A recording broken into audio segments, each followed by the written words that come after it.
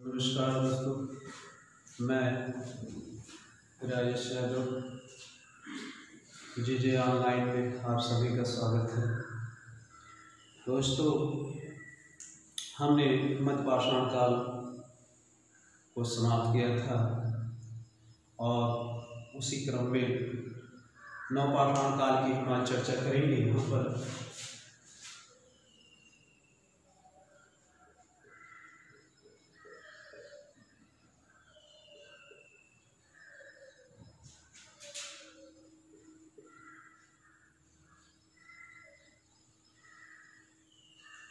हमने देखा कि मध्यपाषाण काल में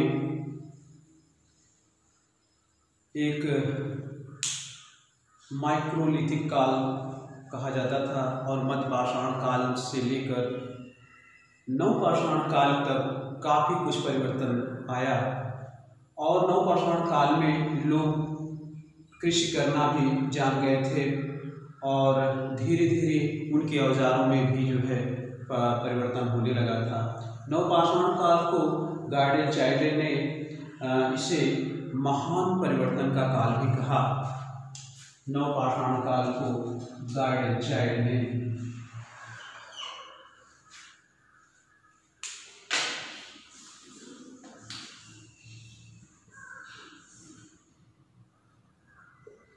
गार्डियर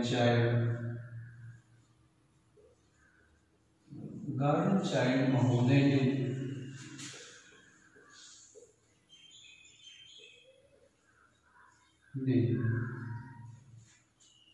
यानी नवपाषाण काल को महान परिवर्तन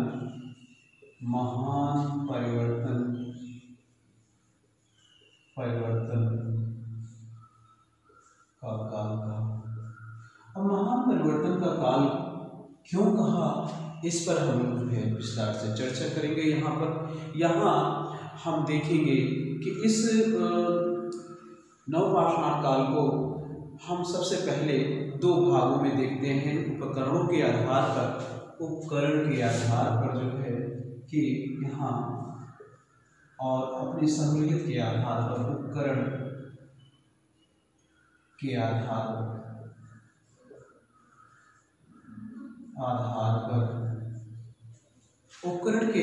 पर जो है उत्तर और या उपकरण की खोज के आधार पर हम इसे दो पार्ट में बांटते हैं। एक पार्ट होता है उत्तर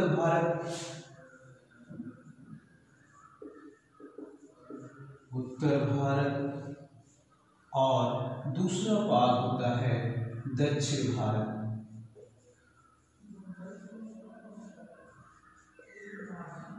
अर्थात कहने का मतलब है कि उत्तर भारत में जो भी पार्ट मिले हैं, जो भी उपकरण मिले हैं, उत्तर भारत का मतलब है विंध्याचल पर्वत के ऊपरी हिस्सा, यानी विंध्याचल पर्वत से ऊपर अर्थात जम्मू कश्मीर से तक तथा इधर अर्थात गुजरात से लेकर जो है बंगाल तक जो है ये उत्तर भारत का जो क्षेत्र आता है, उन क्षेत्रों में जो उत्खनन किया गया था और उनसे जो उपकरण प्राप्त किए गए हैं उसको हम यहाँ पर दर्शाएंगे।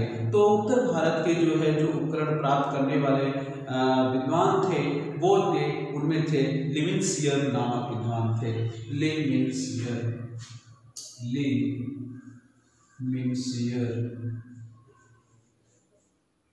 वहीं पर जो है उत्तर भारत के उपकरणों को प्राप्त करने वाला जो व्यक्ति था वो था लेविन्सियर और दूसरे थे नीवेलियन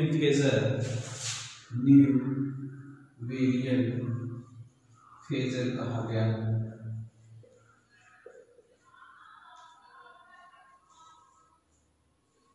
अब यहाँ पर हम देखते हैं कि नवपाषाण काल में कौन कौन सी चीजें को परिवर्तन आया।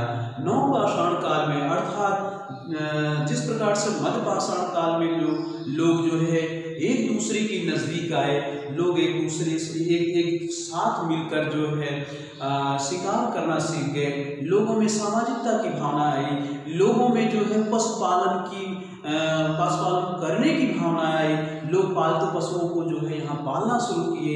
वहीं पर जो है नवपाषाण काल तक आते आते लोगों का जो सबसे प्रथम ज्ञान होता है वह कृषि का ज्ञान होता है। तो आइए हम देखते हैं वहाँ पर यहाँ पर जो है कि किन किन क्या क्या विशेषताएं थी नवपाषाण काल की, उन विशेषताओं को भी हम यहाँ पर दर्शाते हैं। सबसे पहले हम देखते हैं कि नवपाषाण काल में जो है कृषि कार्य, कृषि का ज्ञान, कृषि का ज्ञान यानी इस समय तक आदि मानव को जो है कृषि का ज्ञान हो चुका था, यानी लोग जो है कृषि कार्य करना जो है सीख गए थे। जैसा कि हमने देखते हैं मध्यपाषाण काल में जो है लोग कंदमूल वगैरह या भुने हुए जो है अपना क्या कहते हैं मांस खाना शुरू किए थे। वहीं पर कुछ जंगली जो है बीजों को उन्होंने खाया और कहीं कहीं पर गिरा, बाद में चलकर उसको उन्होंने देखा और उसके बाद उसको पुनः जंगलों को साफ करके कृषि कार्य करना शुरू किया था। इसी प्रकार से जब इनको कृषि का ज्ञान हो गया तो ये लोग जो है नदियों के किनारे भी बसना शुरू किए। अभी तक तो ये जंगलों में थे और जंगलों से निकल कर ये जो है नदियों के जब किनारे आते हैं तो वहां पर जो है इनमें अस्थायीपन आने लगता है, यानी लोग अस्थायी बसना शुरू करती है। तो यहाँ पर अस्थायित्व यानी नवपाषाण काल के आदि मानव को अस्थायित्व आने लगा, यानी उनके अंदर जो है अस्थायित्व आने लगा और इनका जो है जब अस्थायित्व आने लगा तो ये अस्थायी निवास भी बनाना शुरू किए। अस्थायी आवास, अस्थायी आवास यानी जब ये जंगलों से निकलकर नदियों के किनारे आए तो वहां पर जो है कृषि कार्य करना, क्योंकि इन्हें जल की भी आवश्यकता की पूर्ति हो जाती थी और उसके द्वारा जो कृषि उत्पादन कर रहे थे उसमें भी धीरे धीरे अधिकता आई। यायावर की जो जिंदगी थी, जीवन था और घुमक्कड़ी जो जीवन था उसमें भी अस्थायित्व आया और वहां पर जो है लोग एक आवास बनाकर, घर बनाकर जो है रहना शुरू किए, यानी घर का आवास का विकास हुआ। यानी घर का विकास हुआ, आवास अर्थात घर का विकास, घर का विकास, ठीक है, घर का विकास किया था और इनके जो घर बने हुए थे वो कच्ची ईंटों के आयताकार थे, कच्ची ईंटों के आयताकार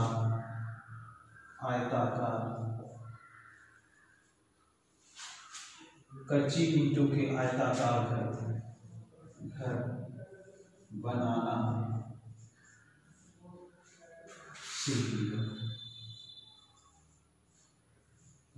सीख लिया, यानी अब देखिए जहां पर यह अस्थायित्व तो आया है तो अस्थायी आवास भी बनाना शुरू किए। ये अस्थायी आवास किस प्रकार के थे? ये अस्थायी आवास कच्ची ईंटों के बने से, यानी ये ईंटों का भी प्रयोग करना सीख गए थे और इस प्रकार से जब इनके ईंट के कच्चे ईंटों का जो इन्होंने घर बनाया वो घर जो है आयताकार के रूप में था। आप लोगों ने देखा होगा आयत, बहुत अच्छी तरह से आप जानते हैं कि आयत में क्या होता है, आमने सामने की भुजाएं क्या होती हैं, बराबर होती है। तो सेम इसी प्रकार के जो है आयताकार इनकी जो है क्या मतलब आवास बनना शुरू हुआ। जब आवास बनना शुरू हुआ इन्हें भोजन के रखिए या अन्न अत्यधिक और अन्न उत्पादन जो होता था उसको रखने के लिए मृदभांडों का इन्होंने प्रयोग किया। मृदभांड अर्थात मिट्टी के बने हुए बर्तन का भी जो है प्रयोग करना शुरू किया। उत्पादन की अधिकता, उत्पादन की अधिकता से मृदभांडों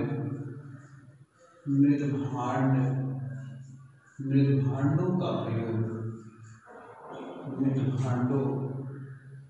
प्रयोग, यानी इन जो उत्पादन अधिकता हुई, यानी चाहे गेहूं जौ जो भी चीजें जो है उत्पादन हुई या रागी आज जो भी फसलें उत्पादन हुआ करते थे उनकी अधिकता जब हुई तो इनको रखने के लिए एक जो है जगह की आवश्यकता पड़ी और ऐसे में उन्होंने मृदभांडों का प्रयोग करना शुरू किया। इसके साथ साथ जो है ये यहाँ पर एक चीज और देखने को मिलता है, वह है पशुपालन का विकास। पशुपालन का जो है यहाँ विकास, आइए देखते हैं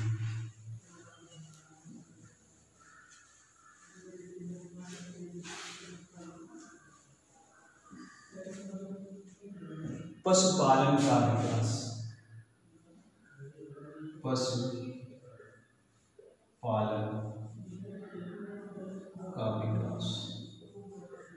हमने देखा पशुपालन का जो की शुरुआत होती है वह जो है मध्य पाषाण काल से शुरुआत होती है, और मध्य पाषाण काल में हमें सबसे पहले मध्य प्रदेश के आदमगढ़ से जो है पशुपालन के साक्ष्य को प्राप्त किया था। उसी क्रम में जो है हम देखें कि राजस्थान में बागोल, ठीक है, राजस्थान में बागोल और जो है और भी कई स्थानों पर जो है हमने देखा क्या कहते हैं कि गुजरात में लखनास, ठीक है, उत्तर प्रदेश में जो है विंध्याचल प्रभारी लिखैया था, महराना पहाड़ था, वह लिखे, आज अनेक ऐसे स्थानों पर जो है पशुपालन के जो है साक्ष्य प्राप्त किए थे। तो जो पशुपालन की जो शुरुआत होती है वो मध्य पाषाण काल की शुरुआत होती है, लेकिन इसका जो विकास का जो क्रम है वह विकास का क्रम जो है आपको क्या कहते हैं नवपाषाण काल में जो है दिखाई देने लगता है।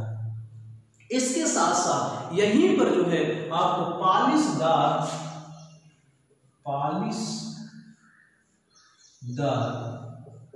उपकरण प्राप्त होते हैं।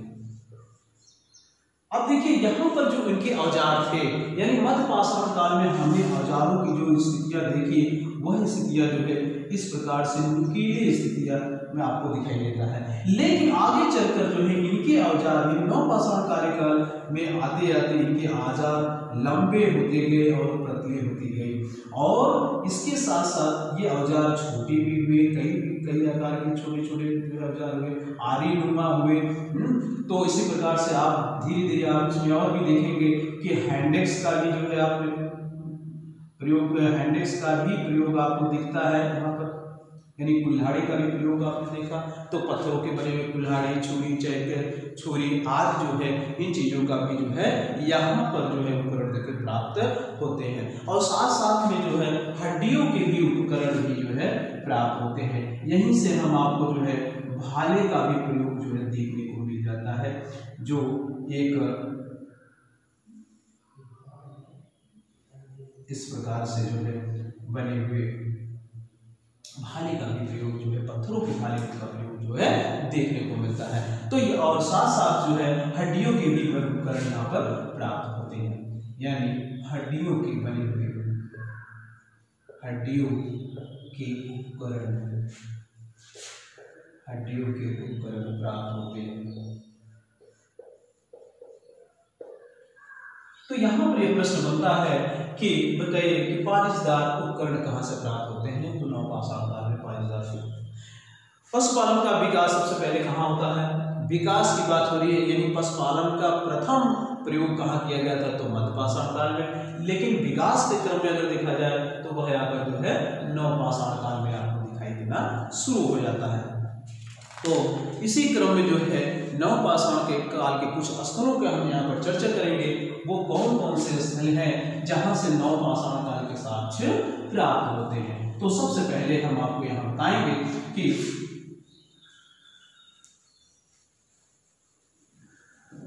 नवपाषाण काल के उपकरण मुख्यतः जम्मू कश्मीर,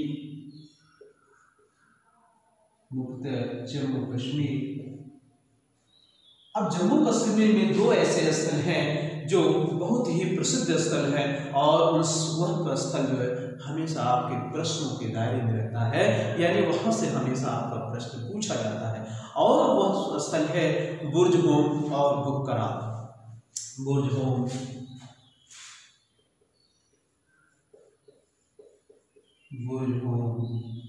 और गुफकराल।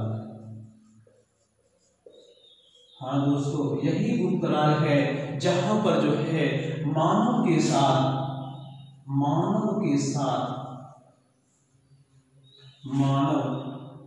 साथ जीवित कुत्ते को दफनाया गया था। जीवित कुत्ते को दफनाया गया है।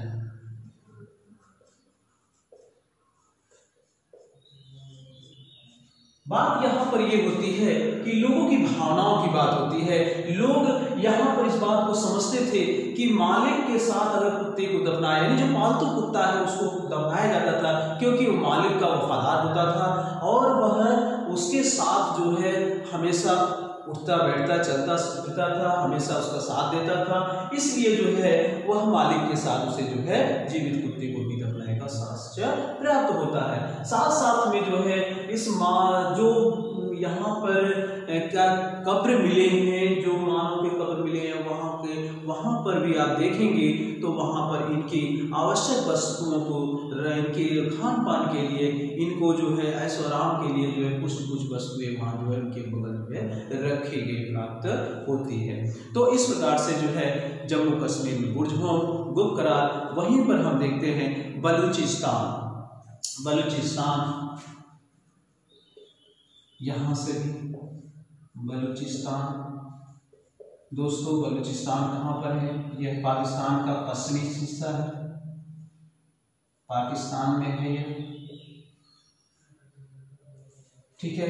पाकिस्तान में जो है यह स्थल मेहरगढ़ है, जहाँ से कृषि के साक्ष्य प्राप्त होते हैं। पाकिस्तान यानी बलूचिस्तान पाकिस्तान में है, और यहाँ पर एक स्थल प्राप्त हुआ है, वह है मेहरगढ़। मेहरगढ़ से जो है कृषि करने का साक्ष्य प्राप्त होता है, और जहाँ से लगभग जो है 7000 ईसा पूर्व में जो है गेहूं के 3 और जौ के जो है 2 प्रजातियां प्राप्त होती हैं। मेहरगढ़ से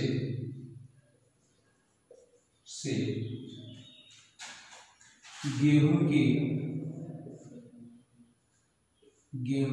3 और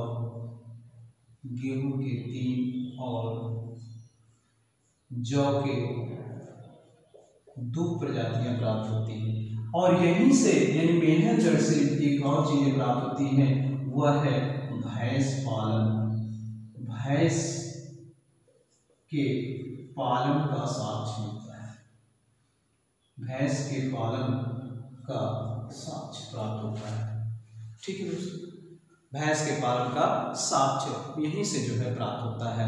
अब आइए देखते हैं इलाहाबाद में कौन कौन सा स्थल है।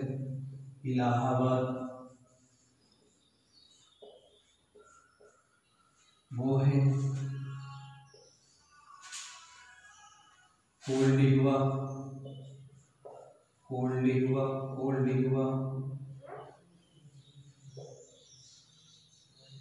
चोपनी मांडो, कोल्डिगवा, चोपनी मांडो,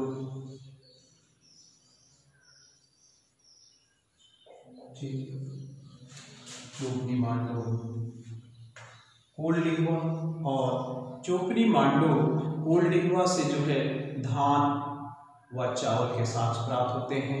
वहीं पर जो है चोपनी मांडो से प्राचीनतम मृदभांड भी प्राप्त होते हैं, यानी कोल्डिगवा से धान या चावल के साक्ष्य प्राप्त होते हैं, जबकि क्या कहते हैं चोपनी मांडो से प्राचीनतम मृदभांड प्राप्त होते हैं। चोपनी मांडो से प्राचीनतम मृदभांड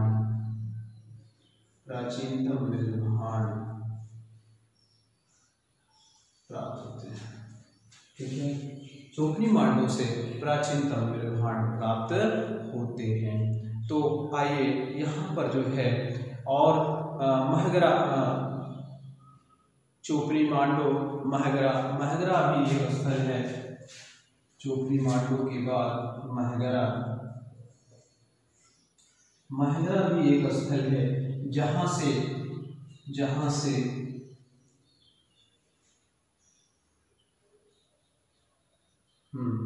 महगरा भी एक स्थल है, जहाँ से जो है गौशाला के साक्ष्य प्राप्त होते हैं। महगरा गौशाला के साक्ष्य प्राप्त होते हैं, ठीक है दोस्तों। वहीं पर बिहार, आइए देखते हैं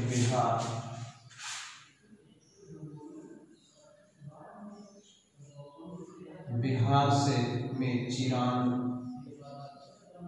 यह भी एक नवपाषाण काल का स्थल है, जहाँ से जो है आपको क्या कहते हैं, चिरान से हड्डी के उपकरण प्राप्त होते हैं।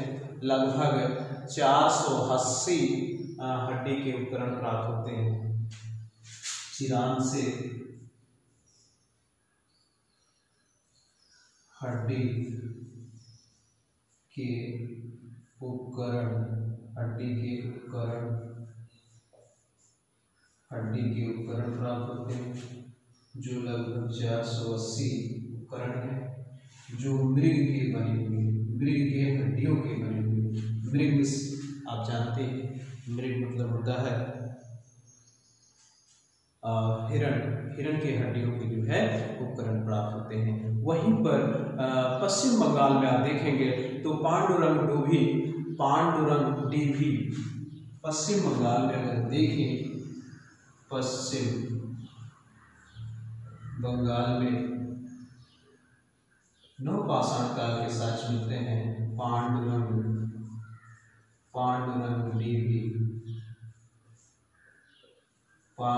डीभी जो है प्राप्त होता है, जहाँ से जो है पशुपालन के जहाँ से जो है अनेक ऐसे जो है पांडुरंग के जो है मृदभांड यहाँ से प्राप्त होते हैं। वहीं पर जो है असम में दार्जिलिंग,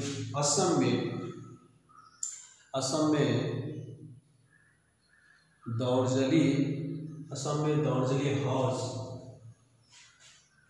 असम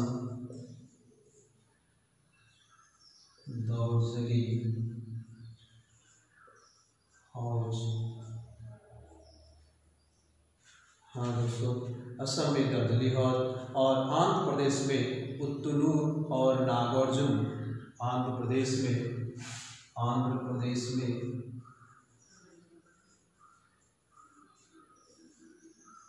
पुत्तुलूर और नागार्जुन,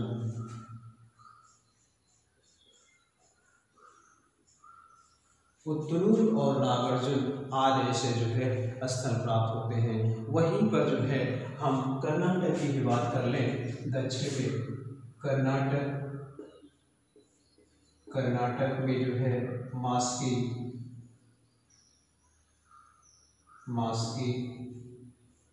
ब्रह्मगिरी,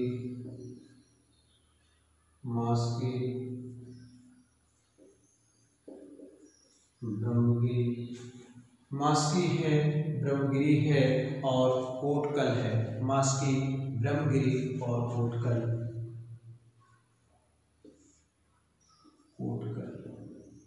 यहाँ से भी जो है नवपाषाण काल के जो है उपकरण प्राप्त होते हैं।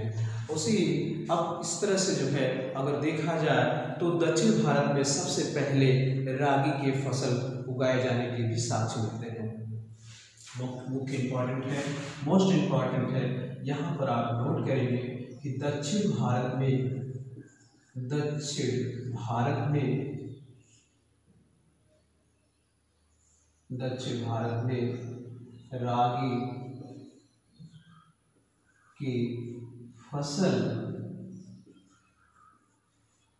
रागी की फसल उगाए जाने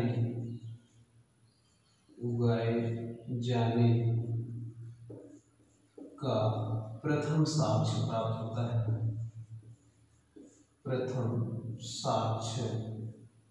प्राप्त होता है।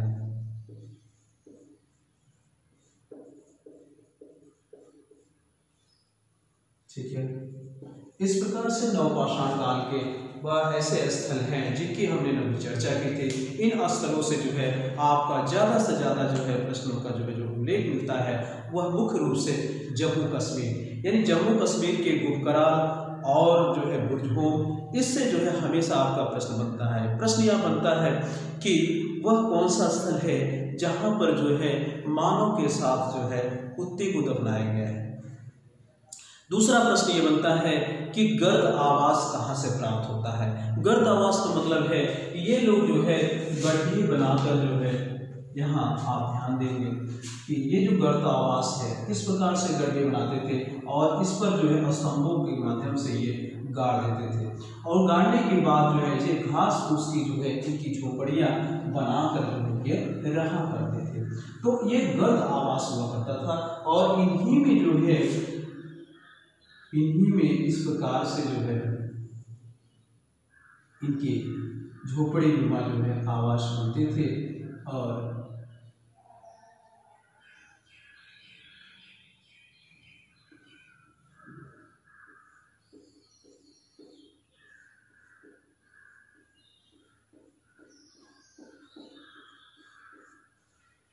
इस प्रकार से जो है यहाँ पर जो है अपना ये क्या कहते हैं कमरे वगैरह जो है बने होते थे, और यहीं पर जो है आपको जो है कब्रिस्तान भी यानी कब्र भी जो है इनके आवास में ही जो है दफना दिए जाते थे, जहाँ पर जो है कुत्ते और जो है मानव के जो है साक्ष्य प्राप्त होते हैं। तो इस प्रकार से हमने जम्मू कश्मीर की चर्चा की, बलूचिस्तान में मेहरगढ़ की चर्चा की।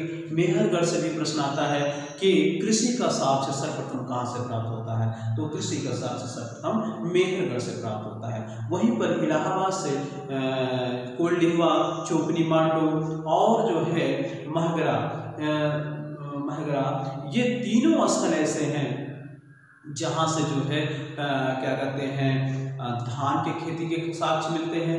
वहीं पर जो है मृदभांड के भी साक्ष्य प्राप्त होते हैं। वहीं बिहार की अगर बात करें तो बिहार में भी जो है चिरांद एक ऐसा स्थल है जहाँ पर जो है हड्डियों के बने हुए उपकरण भी अत्यधिक प्राप्त होते हैं, जो 480 उपकरण लगभग प्राप्त हुए हैं।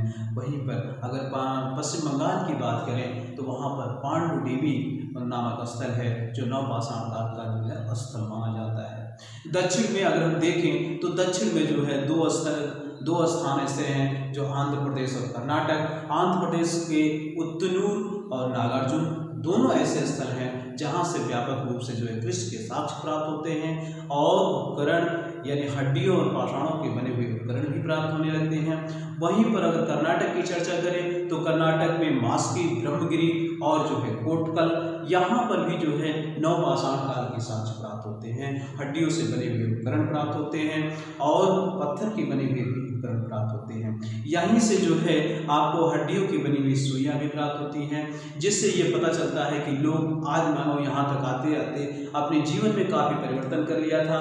यानी इनकी जो पोशाक थे वह पोशाक भी जो है अब जहाँ पर इसके पूर्व यानी नवपाषाण काल के पूर्व जो है लोग सिलना नहीं जानते थे, लोग पत्ते और या चमड़े को जो है जानवरों के चमड़े को जो है पहन लिया करते थे ऊपर से। उसी प्रकार क्रम में देखेंगे तो नवपाषाण काल में परिवर्तन आता है कि लोग जो है हड्डियों की सुई बनाए और उससे जो है यानी वस्त्र ढकने के लिए जो है इन्होंने जो है क्या कहते हैं चमड़े के को जो है सिल कर पहनना शुरू किए थे, और इस तरह से इनके जीवन में काफ़ी कुछ परिवर्तन आया।